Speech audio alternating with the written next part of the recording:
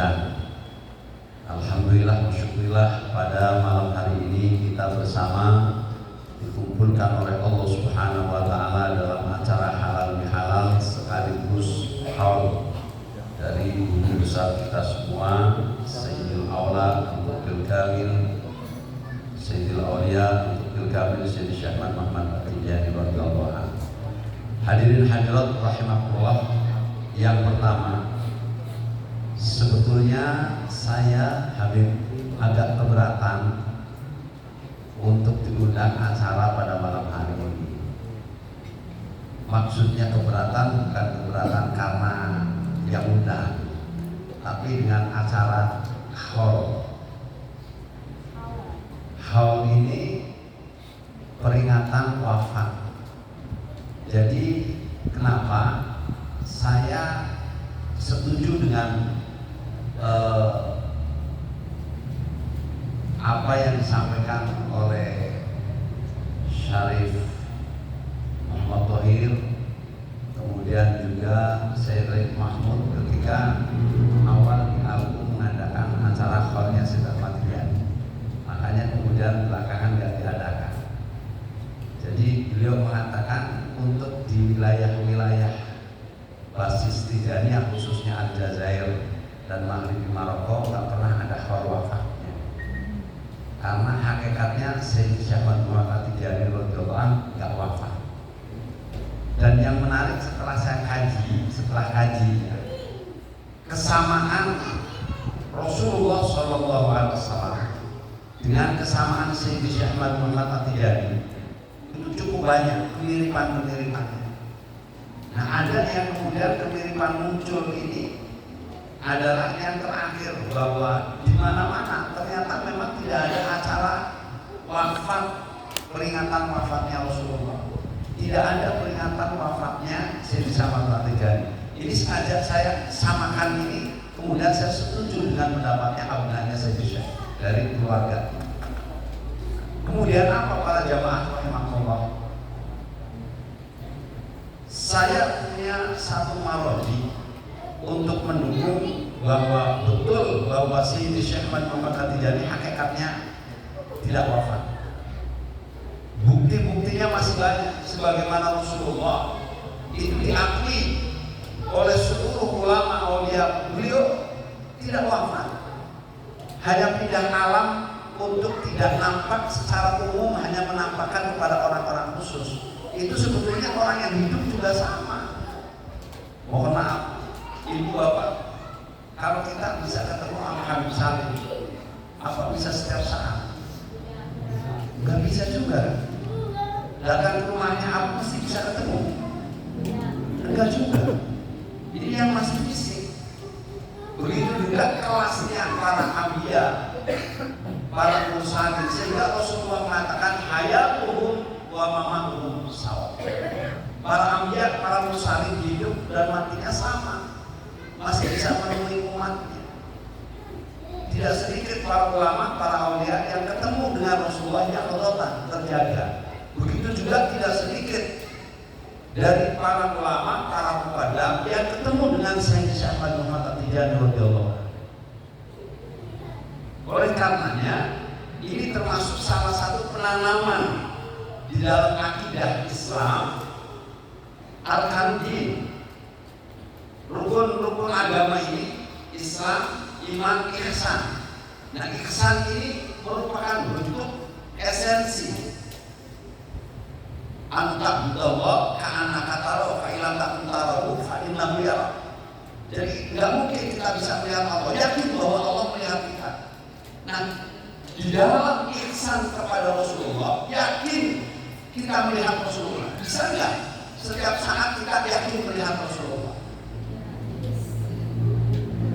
Itu juga kan makom tertentu. Setiap wadifah Rasulullah hadir, didampingi 4 sahabat, Syekh Muhammad At-Tijani hadir. Kenapa? Ketika wadifah tempatnya harus memenuhi syarat minimal cukup untuk 7 orang. Karena di situ Rasulullah hadir. Antum sebagai ikhwan kok nggak yakin Rasulullah nggak hadir? Bahaya. Makanya sebagian dari para muqaddam mengikuti ittiba dengan ajaran-ajaran terdahulunya. Bahkan ini sudah menjadi ajaran bahwa ketika membaca sholawat Jawharatul Kamal, bacaan yang ke-6 masuk ke 7, kita pindahkan dari duduk yang sila atau duduk iftiras menjadi duduk tawaluk. Dari sila atau duduk tahiyat awal misalkan itu menjadi duduk tahiyat akhir. Ketika memindahkan kaki kita pindah, itu harus niat untuk ziarah kepada Rasulullah. Hati kita niat ziarah. Itu ada. Rasulullahnya datang tapi kita niat ziarah, itu ada. Jadi minimal ikhwan tijaniyah ini menyampaikan hadiah kepada Rasulullah, bertemu dengan Rasulullah dalam sehari semalam minimal 3 kali, lazim 2 kali, wajib sekali. Disinilah ihsan ketika kita di dalam thariqat tijaniyah meyakini sampai karena ada yakinnya seorang muqaddam ketika mendapat iman, ketika mendapat keajaiban tidak pernah menunjukkan dirinya. Masya Allah, aku hebat, selamat dari bencana ini. Saya bisa mata tidak yang menyelamatkan saya. Oh yang lain macet yang lancar, saya bisa selamat yang ngawal. Dia sandarkan terus karena dia melihat ruhaniat itu ihsan di dalam thariqat tijaniyah.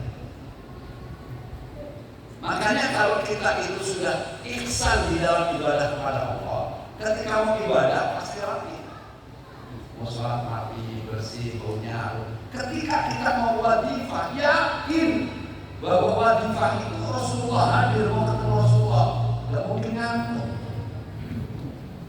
Orang mau ketemu pacar aja ngantuk jadi melek,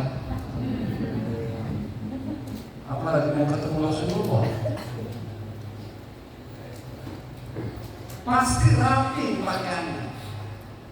Kenapa? Karena yakin mau ketemu orang yang paling mulia, mau ketemu dengan guru kita Sayyidi Syekh Muhammad At-Tijani radhiyallahu anhu. Nah, di sini sebuah keyakinan di dalam ihsan. Saya mencoba untuk menarik pengertian ihsan masuk di dalam keimanan kepada Allah Subhanahu wa taala, masuk di dalam keimanan kepada Rasulullah, sekaligus masuk di dalam thariqat tijaniyah. Bisa nggak setiap saat kita merasa didampingi secara tijaniyah? Kalau bisa, nggak kita setiap saat didampingi Rasulullah, merasa betul didampingi oleh Rasulullah? Bisa nggak kita setiap saat yakin bahwa Allah bersama kita? Kalau ihsannya sudah mantap, nggak ada kita perbuatan yang lari dari hududullah, batas-batas ketentuan Allah yang bertentangan dengan syariat. Tidak mungkin. Kenapa kok kita sering lepas kontrol? Karena merasa Allah nggak ada. Kalau di masjid, khusyuk, jaga pandangan, jaga hati. Begitu di pasar, udah mulai lain. Di pasar nggak ada Allah kan ini. Di masjid khusyuk, begitu di kantor uang rakyat ditilep, tangan kwitansi yang dikasih cuma 5 juta tapi kwitansinya 15 juta. Dia pikir Allah nggak ada. Nah itu ukuran aman ihsan. Nah para jemaah hadirin hadirat rahimakumullah, mari kita coba sedikit untuk menengok bagaimana peristiwa besar yang kemudian akan kita terapkan kepada ihsan kita, khususnya di dalam memandang bahwa Sayyidi Syekh Muhammad At-Tijani radhiyallahu anhu itu selalu ada dan selalu bersama kita. Ada suatu kisah, suatu hari Sayyidi Syekh Ahmad bin Muhammad At-Tijani radhiyallahu anhu berkata kepada Sayyid At-Tayyib As-Sufyani, kata Sayyidi Syekh Ahmad, Kenapa kau menunda-nunda sampai engkau tidak segera masuk korektorku sejak pertama kali? Sementara engkau sudah tahu bahwa akulah murabi dan yang menanggung dirimu sejak dirimu belum lahir. Kemudian Syekh Ahmad Tijani mengatakan, saat ibumu mengandungmu, ibumu pernah terjatuh di atas sesuatu yang hampir membuat beban pada janin, dan itulah yang membuat dirimu sakit. Tetapi aku menemui ibumu dan kutangani dengan penuh kelembutan, sehingga kejadian itu tidak membekaskan sesuatu kepada dirimu yang bisa merusak bentuk ciptaan Allah Subhanahu wa Ta'ala. Perkara itu, kata Syekh Ahmad, aku lakukan dengan izin Allah dan juga izin Rasulullah. Oleh karena itu, engkau mendapatkan akibat dari itu. Bukti peristiwa itu dengan adanya bekas luka di kepala. Jadi bekas di kepalanya masih ada. Ini karomahnya Syekh Ahmad Tijani. Jadi sebetulnya ibunya itu sudah jadi muridnya Syekh Ahmad Tijani. Anak yang dari janin itu dijaga sama Syekh Ahmad Tijani. Anaknya belum jadi ikhwan, belum lahir. Ini karomah. Oleh karenanya ibu bapak hadirat rahimahullah, salah satu karomah dari guru kita bersama Syekh Ahmad Muhammad At-Tijani radhiyallahu anhu adalah penjagaan terhadap kita 24 jam lahir batin. Pokoknya semua muridnya Syekh Ahmad Tijani dijaga 24 jam lahir batin. Dan ini ibu bapak saudara pernah dialami oleh salah seorang anak dari Ikhwan Tijani yang beberapa hari, beberapa malam saat anak ini mau tidur ternyata diganggu oleh bangsa jin yang jahat. Namun tidak lama kemudian ada makhluk bercahaya datang, dan saat itu juga bangsa jin yang jahat ini lari meninggalkannya. Jadi dia punya anak ini, dia punya anak, malam-malam anak diganggu sama bangsa jin yang jahat. Tapi nggak berapa lama kemudian ada cahaya sinar datang yang menyebabkan jin itu lari. Ketika persoalan ini, kejadian ini ditanyakan sama seorang muqaddam, beliau mengatakan, itulah Syekh Ahmad Muhammad At-Tijani yang menjaga anak dari ikhwan. Sekalipun anak itu belum menjadi murid Tijani, tetapi Syekh telah menjaga karena orang tuanya sudah jadi Tijani. Makanya pernah saya katakan, sebetulnya kalau ibu bapak jamaah ini persoalannya ada yang nanya, kebetulan ada yang kejadian. Jadi ada salah seorang ikhwan itu sering kesurupan. Tahu kesurupan? Pernah kesurupan? Jangan. Nah, saya bilang ini ikhwan benar. Kalau benar dia ikhwan, saya di Syekh Ahmad Muhammad Tijani, aku dia muridnya, mustahil dia kesurupan. Panjang banget mustahil. Impossible, nggak mungkin. Kenapa? Bangsa jin semuanya sudah diinstruksikan oleh raja-raja jin ketika berbaikat sama Syekh Ahmad Tijani untuk melayani, menjaga dari muridnya Syekh Ahmad Tijani. Jadi bangsa jin ini punya raja, rajanya ada sama Syekh Ahmad Tijani, minta dari muridnya mau mengabdi kepada Syekh Ahmad Tijani. Syekh Ahmad Tijani menolak. Kalau kamu mau ngabdi, udah saja mau murid-murid lagi, semuanya dijaga. Ini diinstruksikan kepada anak buah rakyatmu Inilah jadi instruksi. Jadi nggak ada. Kalau sudah diakui sebagai muridnya Syekh Ahmad Tijani, kagak bisa disantet. Dikirim santet, santetnya datang balik lagi. Kenapa? Dia muridnya Syekh Ahmad Tijani. Begitu. Ini kelebihan dan ini karomahnya Syekh Ahmad Tijani radhiyallahu anhu. Ibu bapak hadirin hadirat rahimakumullah. Sayyid Walid bin Duwaina pernah berkata, sekejap mata pun Syekh tidak pernah melepaskan pandangan matanya kepada para murid-murid. Sekejap mata pun. Artinya memantau muridnya. Kita dilihat. Nah, ini ihsan yang tadi saya sampaikan, ihsan di dalam teladan Tijaninya kepada Syekh Ahmad Tijani. Yakin ini. Dan kalau kita yakin selalu dilihat, walaupun kita tidak lihat, tapi kan kalau kita ngomong didengar loh, Syekh Ahmad Tijani yang lihat kok. Makanya kalau ada apa-apa, mandat dia Syekh Ahmad Tijani.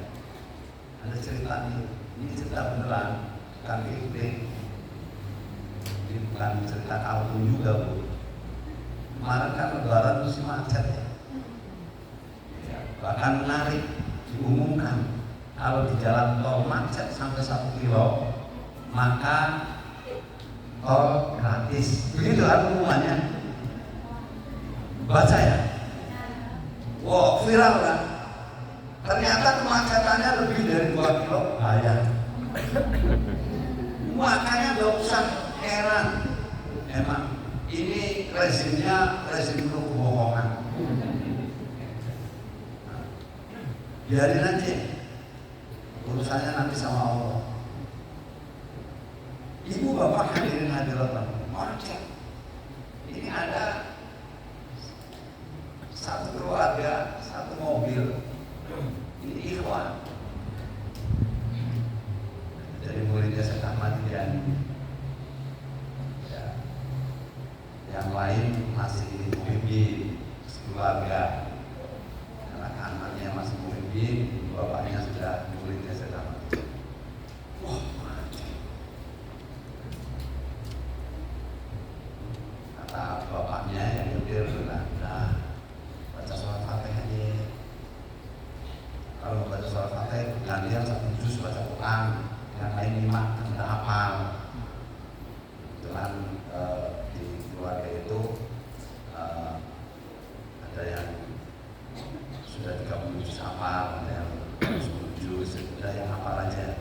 Kalau dari baca Quran macet, ya Syekh Ahmad Tijani nanti yang nolong buka jalan. Macetnya ada.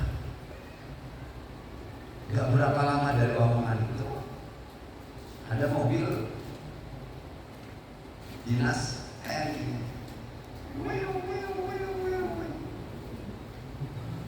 langsung jadi belakangnya bukan kemudian itu orang mah macet gak beneran tapi ini jalan terus kami jalan ini Syekh Ahmad Tijani jangan anak jalan minggir semuanya minggir bukan ikut macet. Jadi ini Syekh Ahmad Tijani yang buka jalan kan kita tadi kita tahu. Jadi yang lain macet.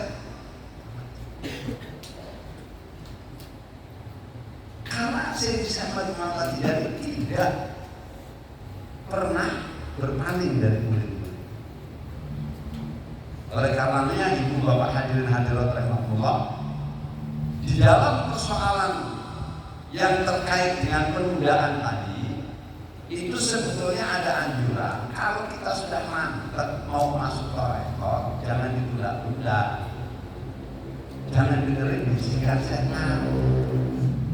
Masih muda, ntar aja masuk ke rekornya kalau udah tua. Ntar setannya miskin begitu terus jawab, ya juga saya masih muda, masih bisa berbuat maksiatnya. Nunggu kalau udah tua kan nggak maksiat, nggak jadi masuk ke rekor. Setannya bilang aku berlepas diri, aku nggak tanggung jawab ya. siksa Allah pedih loh. Setannya yang menang. Justru saya masih muda, masuk kan masih banyak dosa, justru masih banyak dosa, biar dosanya diampuni. Jadi dijawab omongan setan, jangan diikuti. Kalau nunggu masuk karakternya sudah tua, tahu sendiri kalau sudah tua dulu gak kuat lama, iya kan? Istighfar dulu 100 sudah ganti lagi anak kiri, baru sholat makanya 100 anas itu.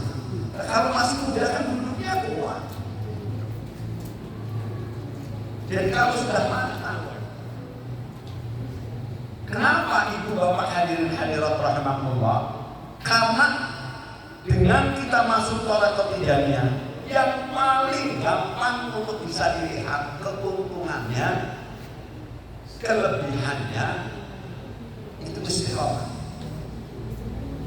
Dengan berthalathah tijaniyah kita bisa jadi istiqomah.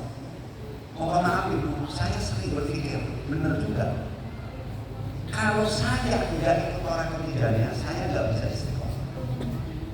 Begitu sudah jadi ikhwan tijaniyah, mau males, mau rajin, mau lagi sakit, mau lagi sehat, lazim pagi, sore jalani, wadifah jalani, helala Jumat kumpul. Lagi males, gak males, walaupun kalau lagi buru-buru tetap dijalani, cepetan, tapi istiqomah juga. Kalau lagi stres, hatinya enak, habis mandi segala, mungkin astagfirullah, mungkin hatinya kiranya membayangkan maksiat, minta ampun, bisa nangis. Itu lagi buruk, menengok jam, langsung cepet 10 menit selesai. Itu asal berkewajiban namanya. Gitu. Jadi jangan keseringan ya. Itu namanya menganggap enteng. Padahal yang namanya lazim, kalau kita kerjakan pakai sholawat fatih, bukan pakai sholawat yang paling pendek, bukan pakai sholawat Jibril, pakai sholawat fatih, itu 45 menit. Istighfarnya 100, sholawat fatihnya 100, la ilaha illallah 100, itu 45 menit. Kalau pakai sholawatnya pakai sholawat Jibril, Sallallahu alaihi wasallam 25 menit lagi. Terus apa yang berat? Berat masuk rekor. Saya nggak kuat. Emang bawa apa?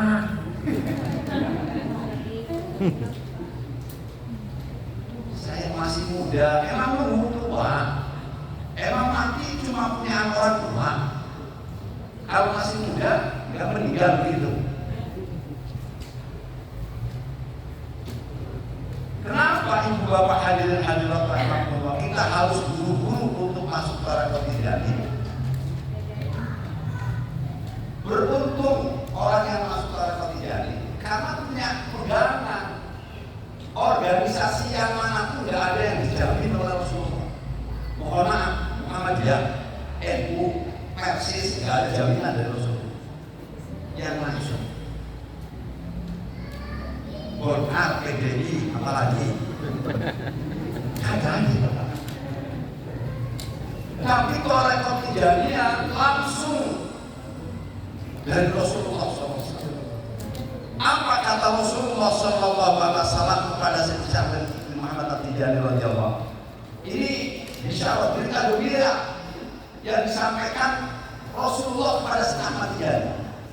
Apa kata Rasulullah? Ya Ahmad, afarka ya Ahmad, huduri inda wafatihim wa inda su'ahim. Cukup wahai Ahmad, maksudnya Sayyidina Ahmad Tijani, kegembiraan untuk murid-muridmu, kehadiranmu ketika meninggal dunia. Aku akan hadir atau akan datang ketika muridmu meninggal dunia. Jadi setiap para ikhwan murid-muridnya Syekh Ahmad Tijani begitu nazar sakaratul maut, yang sakitnya itu seperti dibeset-beset berapa kali lebih besar dari maut. 300 besar sakitnya. Ibu saya share sekalian, itu 300 kali. Ketika nazar sakaratul maut nggak terasa sakit. Kenapa? Karena melihat Rasulullah hadir, datang, sakitnya hilang. Makanya banyak, hampir semua ikhwan yang meninggal dunia tersebut nggak rasa sakit. Jujur ikut di organisasi politik di P3 ada jaminan begitu kan? Nasihat Nasrul ada jaminan? GNPI ada jaminan? FPI ada jaminan? Siapa yang jamin? Tapi di Tijani ada jaminan. Oleh karenanya ibu bapak hadirin hadirat rahimahullah, dulu kalau kita udah mantap, buru-buru masuk, jangan ditunda-tunda untuk kebaikan, kebahagiaan. Sakitnya sakaratul maut tidak terasa. Kenapa? Melihat hadirnya Rasulullah datang. Loh, kok bisa begitu? Bukankah ketika wanita-wanita istri-istri menteri di zaman Nabiullah Yusuf, karena wanita-wanita ini pada mencibir Zulaikha, dasar wanita gatel, laki-laki mau diperkosa. Ibu kan kalau udah ngomongin begitu ya Bu ya, itu bukan ibu sini Bu, ibu kampung sono yang pindah ke sini. Kalau udah ngomong tuh nggak bisa satu kata. Ya, pokoknya bapak-bapak ingat-ingat sama istri. Jadi istri itu kelebihannya kalau ngomong nggak cukup sekata. Ya, bapak ngomong satu kata, dijawab bisa 2-3 kata. Itu. Yang satu. Yang kedua, kalau duit sudah masuk sama istri, susah keluar. Itu terimalah yang seperti itu. Itu sudah kontrak dari suaminya. Saya nggak lagi nyinggung Bu, kalau tersinggung alhamdulillah, tapi ngerasa juga. Ibu bapak hadirin hadirat rahimahullah, itu karena Zulaikha itu tidak kuat. Oh, begitu ya. Kau tidak pernah apa yang terjadi padaku. Baik, diulang. Istri-istri menteri, ya memang ternyata itu penyakit keturunan. Kalau udah ketemu ibu sama ibu-ibu itu udah kalau ngomong masya Allah. Di Ciputat itu di tukang sayur itu paling ramai kalau ibu-ibu. Udah 5.000 masih ditawar. Udah ditawar pakai minta ditambahin lagi. Gila banget ibu-ibu ini beli sayur. Dibilang ke supermarket kagak nawar, kagak minta ditambahin. Nah, diundang. Begitu udah kumpul ibu-ibu. Kalau di sini aolah ya Bu ya. Itu disiapkan semuanya. Kalau saya dulu bilangnya disiapin bawang sama pisau karena dulu saya dari Brebes. Tapi begitu pindah ke Jakarta, Kiai Jakarta neranginnya disediakan apel sama pisau. Di Brebes dulu nggak kenal apel, kenalnya bawang. Ya apel lah begitu, kelas menteri kasih pisau. Kata Zulaikha, ibu, sebelum acara kita mulai, mari kita menikmati apel yang ada di meja. Silahkan kupas sendiri-sendiri. Beberapa ada pegang, begitu udah pegang apel lagi mengupas, Nabi Yusuf keluar lewat. Nabi Yusuf keluar lewat. Dia terbelalak. Ini mah bukan orang, ada malakul karim. Ini mah malaikat yang mulia. Sambil ngirisin apel padahal jari sendiri yang ngiris. Nggak berasa. Begitu Nabi Yusufnya udah gak kelihatan teriak, jari. Dan kenapa? Karena nikmat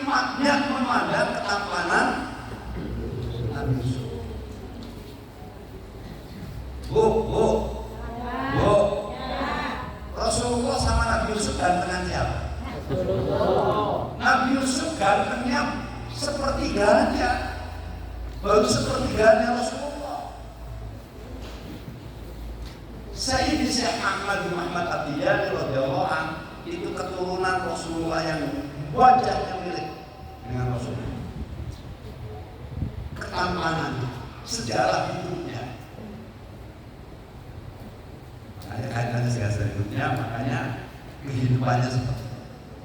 Nah, Rasulullah akan hadir di tengah-tengah para murid Tijaniyah ketika sedang nazar. Gak rasa sakit. Baru lihat Nabi Yusuf aja dipotong dan rasanya sakit.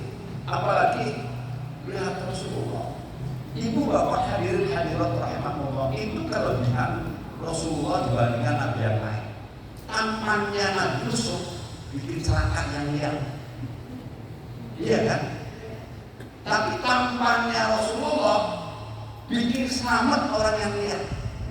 Oh, ada seorang wanita berprestasi mau bunuh diri, naik ke loteng. Begitu dia mau menjatuhkan diri, Rasulullah lewat. Dia lihat wajahnya Rasulullah, gak jadi bunuh diri, langsung hilang masalah. Problemnya hilang, gak jadi bunuh diri. Marro'a wajah ya kariman,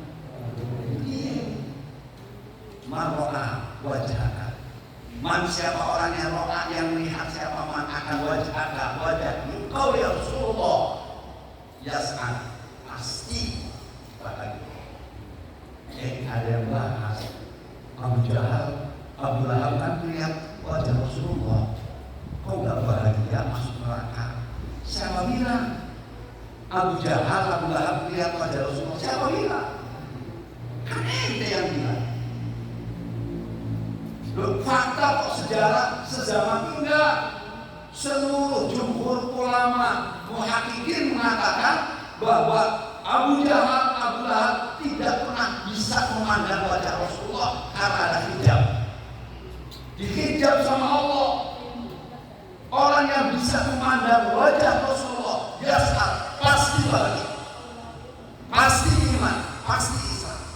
Jadi Abu Jahal tidak pernah melihat Rasulullah. Abu Lahab tidak pernah. Dibatasi, dihalangi, ada hijab. Sehingga bukan Rasulullah yang dilihat. Jadi ini penting. Rasulullah akan hadir. Bahkan Rasulullah mengatakan, aku akan hadir ketika dia disoal, ditanya sama malaikat Munkar Nakir. Ibu, bapak meninggal, masuk alam barzakh.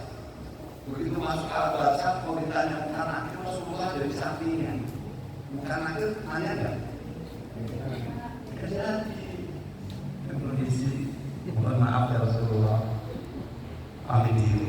Jadi bahkan riwayat mengatakan Rasulullah akan kawal terus murid-muridnya sedang jadi sampai kumpul nanti bersama Anbiya wal Mursalin di mahsyar. Ini jaminan. Oleh karenanya jangan sampai yang sudah masuk keluar. Jangan ngaku tapi tidak sesuai akuannya. Ini yang terakhir. Saya kemarin acara halal bihalal marah-marah. Ada acara halal bihalal, misalnya halal bihalal damai, tapi marah-marah. Gara-garanya apa? Ada orang ngaku jadi muridnya Syekh Ahmad Tijani, ngaku Tijaniyah, sholat 5 waktu jalan.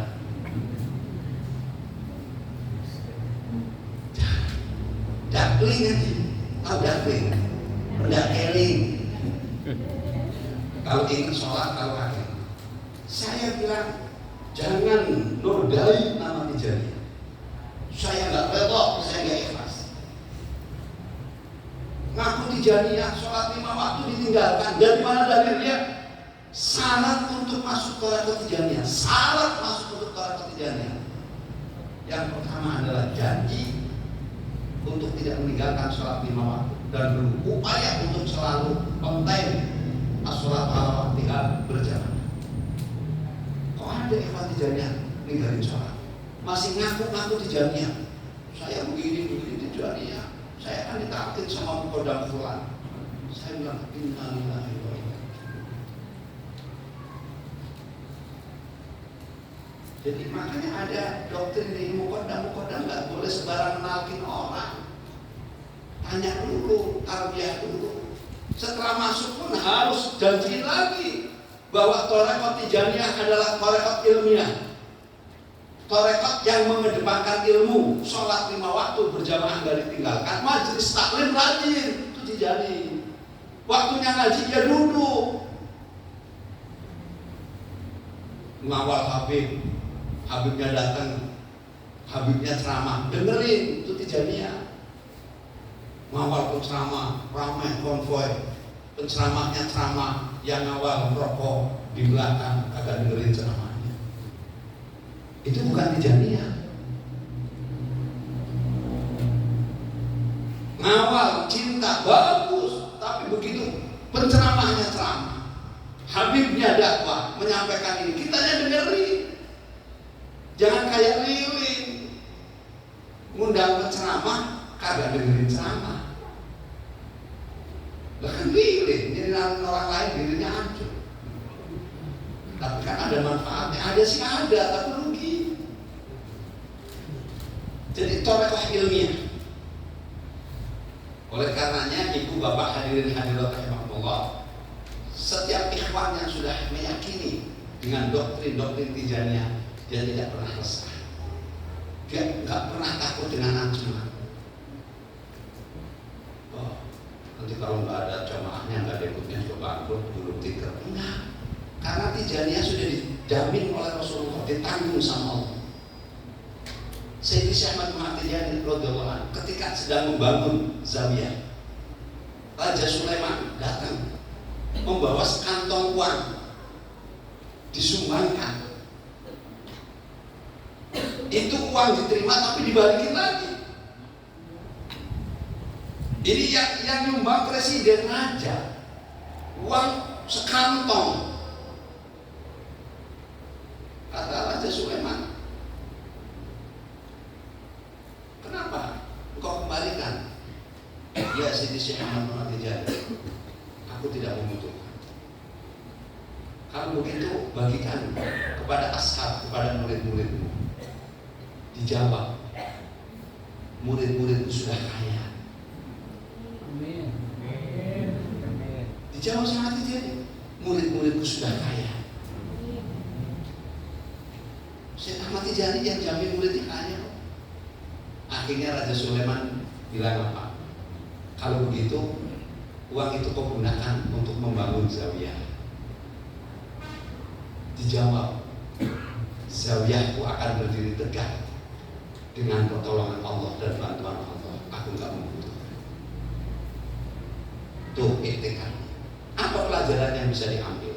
Sayyidi Ahmad Tijani mengajarkan kepada murid-muridnya, jangan terima harta, uang sumbangan yang enggak genah.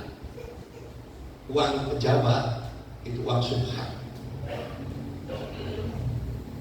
Padahal Raja Sulaiman raja Islamnya kuat, tapi dianggap subhan.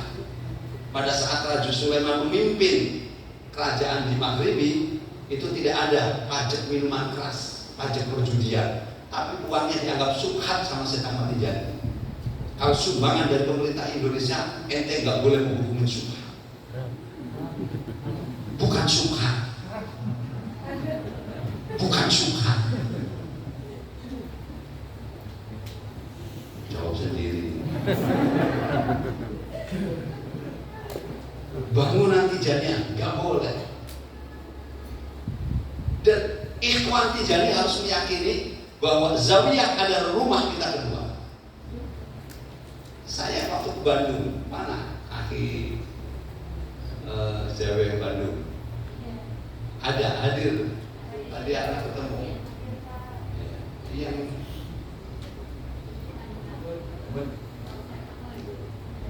punya zawiyah mana?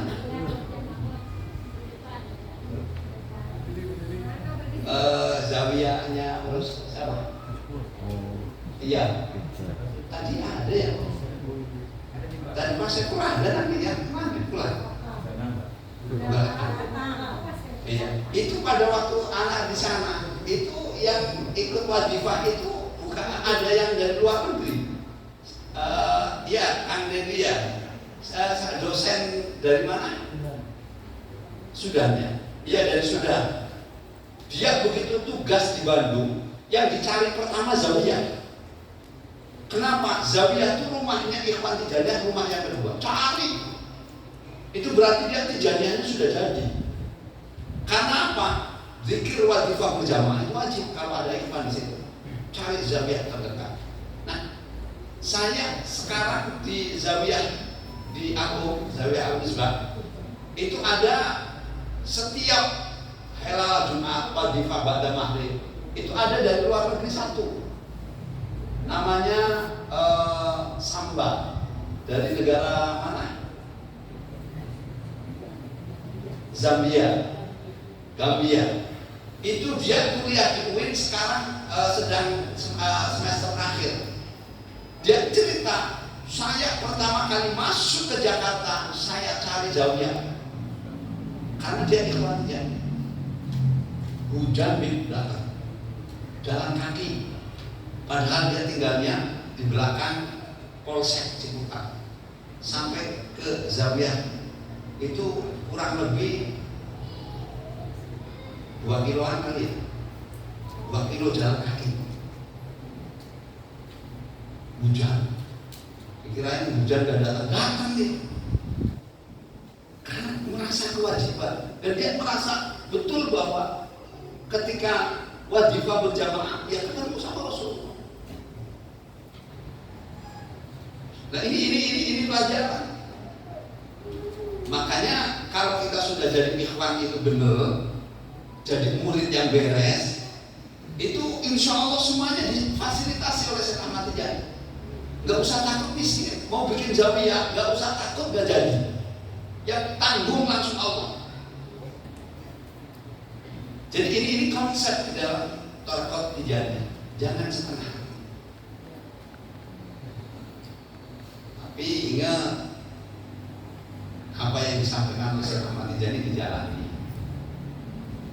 Satu lagi yang terakhir saya masih ingat. Ini Syekh Ahmad Tijani kedatangan salah satu muridnya, ngeluh. Ya Sidi, saya ini berat sekali untuk bangun malam sholat tahajud. Syekh Ahmad Tijani, kau paksa untuk sholat tahajud. Iya aku paksa, tapi nggak bisa. Sudah aku coba untuk sholat tahajud, tapi nggak bisa. Syekh Ahmad Tijani, jadi kamu nggak bisa untuk sholat tahajud yang mulai nggak bisa. Apa kata Syekh Ahmad Tijani? Lemparkan saja kau punya tasbih subhannya, tasbihnya buang saja. Maksudnya ngapain kau ngaku Tijaniyah kagak mau tahajud tuh?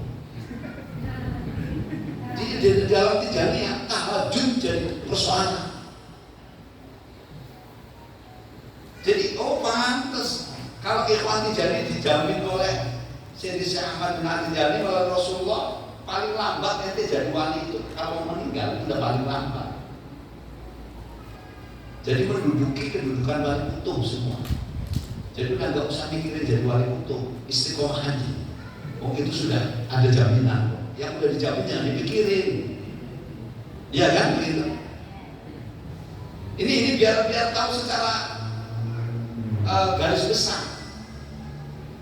Kadang-kadang mohon maaf, ada ustaz, ada kiai penceramah bulan Ramadan kemarin. Dia ceramahnya habis sholat tarawih. Ada yang ceramahnya sebelum tarawih. Dia sholat ba'diyah isyanya enggak, tapi sholat tarawih. Sholat ba'diyah kan sunnah muakkadah. Yang muakkadah ditinggalin. Padahal kedudukannya lebih tinggi sholat ba'diyah isyanya daripada sholat tarawih. Itu kan masalah ilmu namanya. Apa kata Syekh Ahmad Tijani? Bapak-bapak, ibu udah jadi murid Tijaniyah, sholat maghrib habis sholat maghrib wirid zikir, enggak sholat ba'diyah maghrib. Gantinya baca sholat Fatihah 50 kali. Ganti karena enggak sholat sunnah ba'diyah maghrib. Ingat-ingat yang kita janji. Begitu enggak sholat sunnah ba'diyah maghrib, enggak duduk. Allahumma sholli ala sayyidina Muhammadin Fatihah 50 kali. Lamaan mana? 2 rakaat sama 50 kali. Lama mana? Ya sudah sholat sunnah. Ini Tijaniyah biar tahu. Jadi kalau secara akal kok Tijaniyah ada jaminan surga, dari sini aja udah kejawab. Udah paham kan? Jelas kan? Alhamdulillah udah jelas. Nanti lanjutin nama nanti. Saya mau cuma dikit doang namanya. Mudah-mudahan manfaat.